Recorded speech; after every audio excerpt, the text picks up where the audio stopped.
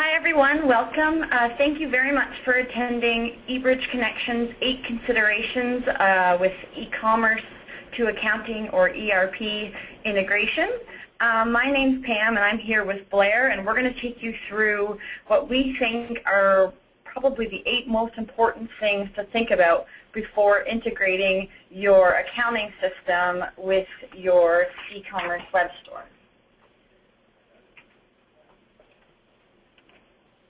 So before we start, just make sure everyone has their audio turned on. If you don't, here are some quick instructions to get it all started. And if you do have any questions, please feel free to ask throughout the webinar, and we'll have about a 10-minute Q&A at the end for any questions that you've had throughout.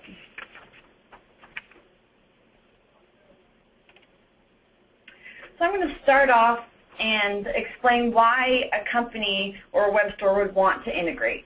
So first off, you can really streamline your business process and make it really flexible for you and your customers. With the ability, or with integration, you have the ability to have your customers order whenever they want, get their tracking information or inventory information right away. It keeps things quick and it keeps things flexible for you, not having to wait and manually enter everything into your web store or your accounting system. Next, you can leverage your investment you've already made to your web store. So right now you've spent all kinds of money making your e-commerce web store, keeping things up to date, and now you can take real advantage of that web store investment by adding integration so your web store really is streamlined, quick, and easy for everyone to use. Third, we've got the reduction of order entry mistakes from your web store to your accounting package.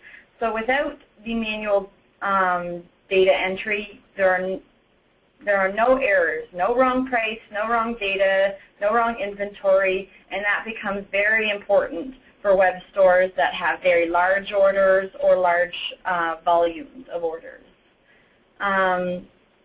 Next, it enhances the overall customer experience. So as I kind of mentioned before, it keeps your customers involved. They know all the info during their shopping experience, and it definitely adds convenience to them having up-to-date information right away. And lastly, you can allocate your resources more effectively. So you can take away the manual data entry, be much more efficient, and if you do currently do manual data entry, you can use those resources elsewhere in your company while integration does the back-end work that you currently have someone doing. I'll give a quick introduction to eBridge Connections. We've been in the data integration industry for over 20 years. We were founded by our current CEO, Colin Brown, in 1993, and back then we only did EDI integration projects. Since then, we've added over 1,000 trading partners, 20 e-commerce web stores, and popular CRM platforms. Our most recent milestone was putting our integration solution on the cloud, and we're continuously making improvements to that cloud-based integration solution. I'll now pass it off to Blair, and he'll kind of explain what an integration is and how it will help your company. Thanks, Pam. And like Pam was saying, what we're going to really focus on is just the overall main points that we want to kind of discuss with, in general, what eBridge offers, and really our 8 considerations when looking at setting up not just a web store, but the integration itself. So we're going to start with what is a touch point. You'll hear a lot of us here talking about what a touch point is, and really what it means is, in the basic scheme of things, is passing data between 2 points or 2 systems to facilitate the integration. And when we talk about touch points, what we want to really do is what we know about the touch points. So what do you know? What do you want to integrate? So obviously you've come here to learn about integration. You probably have a web store. It might be something like a very business-to-business. It might be a retail store. It might be an extension of what you currently have. It may be a brand new project. And then what do you want to actually integrate to, like SAP, NetSuite, Sage, Microsoft Dynamics product set, QuickBooks, Peachtree, or something else that we might integrate with. And what do you have currently? Do you have a store? Do you want to send sales orders, invoices, inventory? What do you need? Do you need something that's full circle, 360? Do you need a to have a touch point that deals with your product, to deals with your inventory levels? What type of documents do you want to transfer? I mentioned before, sales orders, purchase orders, could be shipping requests or updates to your web store from your ERP once the items are shipped. And where are they coming from?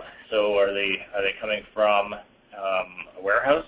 Are they coming from your warehouse, a third party, something like Amazon, which is fulfillment by Amazon, or is it being shipped across country? How are you going to manage that? And where are they going to? Are they going to a third-party warehouse? Are they going directly to the customer from your warehouse or from the store? These are kind of things we'll cover off. So touch points work like this.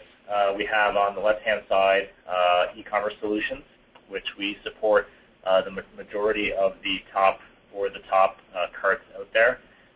And then on the right-hand side, we have accounting systems that I mentioned before, like Sage, NetSuite, Microsoft, Epicor, SAP. And really the touch points are what's in the middle. Sales orders coming over from your e-commerce into your accounting system, coming from your accounting system, doing inventory updates, product updates, tracking info, shipping request information up to the store. That's atypical, the four major touch points we do, but we also do things like customer updates, customer creation updates, invoicing, to name a few. So what we're going to do now is going to do a quick poll to get an idea of what people are using out there, and just take a couple seconds to answer the questions that pop up on your screen there. Give everybody a few seconds to kind of fill in what they're using, get an idea of kind of the crowd we're dealing with today. We find that we get usually a good mix of people out there, depending on the month and the day, and we see that a lot of people are during this webinar using our top three, which are Microsoft Dynamics, Sage, and NetSuite. So that's good. We're going to close the poll now, and we're going to move on to our next point of interest, which is your approach. So some important questions that we want to look at. Do you need a phased-in approach? So do you want to do everything at once, or do you want to just deal with, like, let's say, sales orders right away, and then do inventory later, do product updates later? It just depends on your appetite for trying to do everything at once or trying to do things in a stepped approach. What is your order volume? So are you feeling the pain right now? Are you having 20, 30 orders a day plus, and having people process it manually? How important is sales order versus inventory? Some customers don't even manage their inventory online. They know they always have product in stock, so there's no need to update inventory. How many man hours are used? So do you have 2 or 3 people entering orders all the time? Those are some of the questions that we'll go through during an integration conversation. And then number 3, the type of business transaction. So are you business to business? Are you business to consumer? Or are you a mixture of both? A lot of our customers do have a mixture of both type of systems out there. And really the transactions can vary. If you're dealing with a business to business, you may have a situation where you're accepting orders without credit card or the order completion. You will bill the customer via a PO system or a credit card at a later date. You might have tiered pricing, so when business-to-business clients log in, they get a different pricing scheme than your retail. That requires special logins and considerations, and really what it leads to is the ERP integration may be more complex because you're dealing with different pricing structures, different product groupings, different customer groupings. So if you have a region, let's say in the east as opposed to the west, and they get different discounts. So it becomes a bit more complex to set that up, more so on the ERP side. Our integration, depending on the 2 points or the 2 systems you use, could be fairly smooth. So the next polling question is to get an idea of how many e-commerce transactions does your web store basically process per month. Of course, if you don't have a web store, you don't need to answer, but if you do have one up and running right now and you have an idea of how many orders you're processing a month, it really gives us a good understanding of where you're at with things. And if you're really feeling that pain out there of trying to manage your orders on a day-to-day basis. We'll give a couple more seconds for the poll questions to come through. And again, we do see a varied mix. We do see everybody coming in from 10 orders a day to possibly 1,000 to 2,000 orders a month, which really would facilitate integration, would save a lot of time and effort. So thanks everybody for answering those questions. And the next poll question will be a bit later on. Next part we want to kind of discuss is knowing your data. So from just the overall system itself, what items in your ERP system are you planning to sell online? So are you selling everything online that you have in your ERP, or is it a portion? So how many items are going to go online? Is it going to be 5,000 out of your 50,000 SKUs? Is it going to be a subset, maybe 100 SKUs because you have a very niche market? That's everything that you currently have. And then does your inventory need to go online? So I talked about earlier that some customers always have stock or use Amazon FBA. So Amazon orders the stock and keeps track of it. Do you typically sell in cases, but online you're going to sell individually? So again, a situation where you're a business-to-business, you're selling a case lot, but online you want to sell to the consumer, so it's selling individually. What type of items do you sell? So do you sell something simple like a one item off like toothpaste or toothbrushes, or do you have something complex like a computer where you have multiple parts and they really contribute to change the price and change what things are in place? So I look at it like a t-shirt. You might have a medium t-shirt, medium black t-shirts, medium blue t-shirts. You can have different SKUs. You can have the same SKU. So those things are considerations. And how much do you plan to manage? Like, how do you plan to manage your product updates? So are you going to do it manually, go into the web store itself and update pricing, add product, edit product, or do you want to manage all that from the ERP and have it automatically update the site every 15 minutes or so? And then walking through your process, step number 5. What is your sequence of operations? So every customer you deal with and every company has a different process that is their day-to-day process. It could be something within your facility that's very rigid, or it could be, you've added this web store. How is the process going to change, and what is your order of operations? Describe how you envision it working. So in your own words, you might not know how it's going to work, but how do you see it working? And are people going to order directly online? Are people going to still call in or fax orders in? Are you going to have exclusive web ordering going forward? Are you going to have a warehouse involved? These are types of things that help us understand the integration. And what do you want to do day to day? What do you want to automate? Do you want to automate everything, or do you want to have some manual processes put in place, from label printing to shipment updates to credit card charging? These are kind of things that we can automate, or you can do a mix and match approach. Number 6 is clarifying your inventory. So we've talked about inventory a bit. Do you want to really share the same SKU and UPC in both systems? Some of our customers definitely have the same schema in both their ERP and their web store, and some customers have different SKUs to separate the two systems. They might have multiple web stores, so eBay, Amazon, 3D Cart, to name a few, and might have a combination where they have to have different SKUs so they know where the parts are coming from. We can manage that, no problem. We have what we call a translation table. Do we talk about simple inventory or complex, like a kitted item?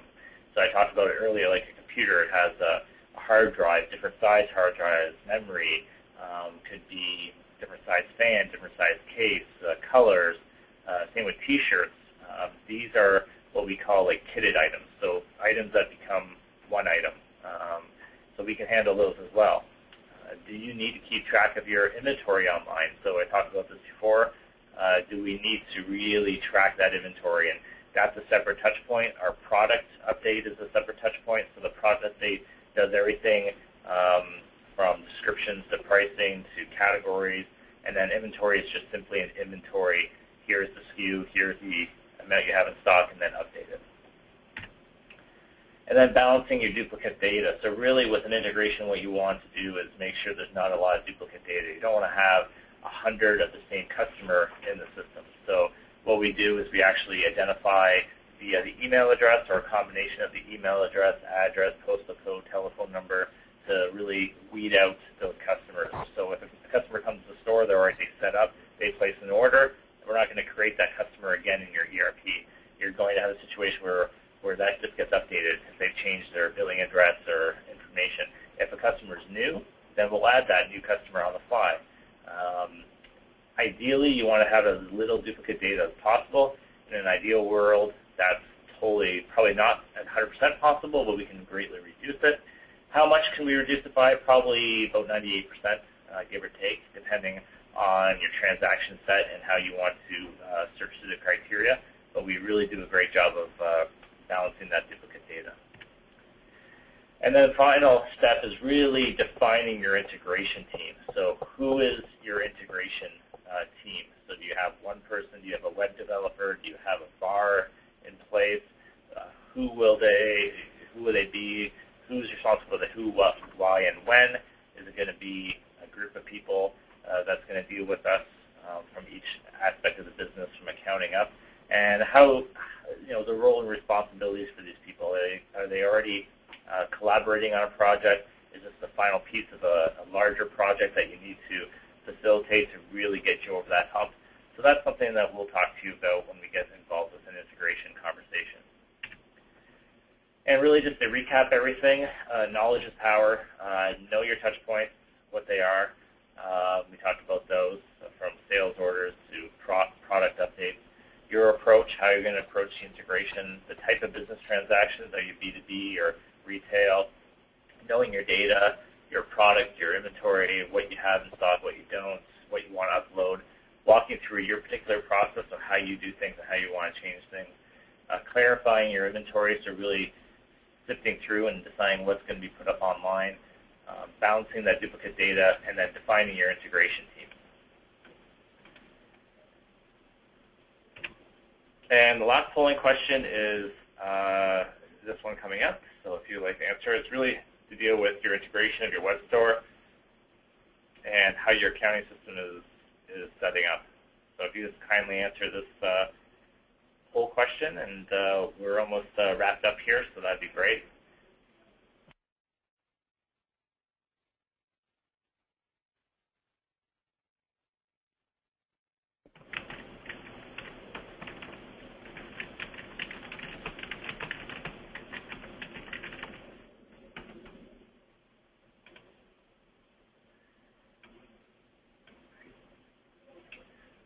All right, thanks everybody. And I guess what we'll do now is we'll just go over the benefits to the integration. And what we really want to do is emphasize to reduce the mistakes in your sales order entry, speed up your order processing, reduce or reallocate your resources. So again, if you have 2 or 3 people entering orders, you can reallocate those people to do different tasks within your business. Reduce dependence on your traditional order entry, so get rid of the phone fax way of doing things. And really manage your inventory effectively and easily. So going forward, making sure that inventory levels are up to date and accurate. And I'm going to hand it back to Pam. She's going to go over the eBridge Advantage, and then we'll get to some questions. So what's different from eBridge than a lot of other integration companies is that we build, maintain, support all of our own solutions. We don't rely on any third-party software. We're actually based out of Burlington, Ontario, Canada, which is only a hop, skip, and a jump away from Toronto. So everything that we do is in-house and supported by eBridge employees. Our integration has the ability to integrate hundreds of different connections. There are many different advantages to eBridge, some being once you have our integration and you want to add more connections quickly and easily, that can be done pretty much on the fly. are upgrades and data format changes requested by, say, your web store, or if you have EDI trading partners, that's included in your purchase of the integration. We have developed we've ended manual data entry and created a seamless end-to-end integration platform. And with that platform, we don't charge based on the number of documents or orders that you transfer. It's just a fixed annual price.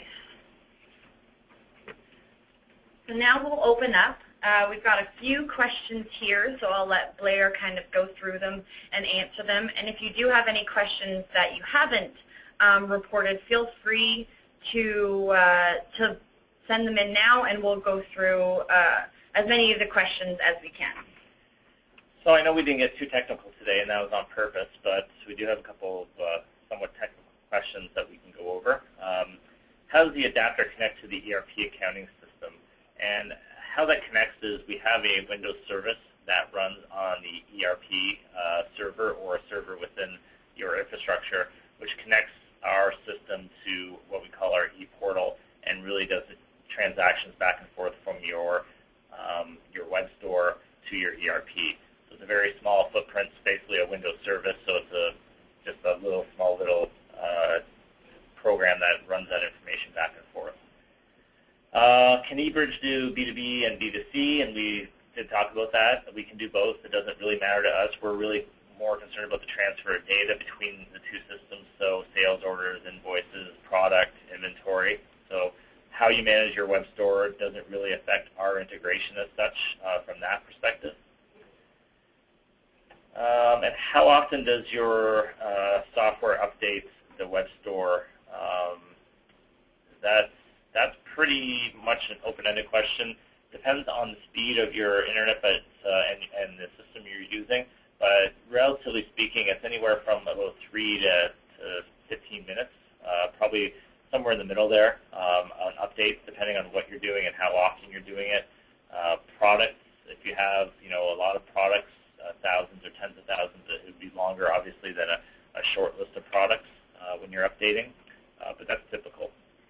Oh, here's another question here. We've got someone asking, they've got an Amazon kind of web store, and then they also have a Magento.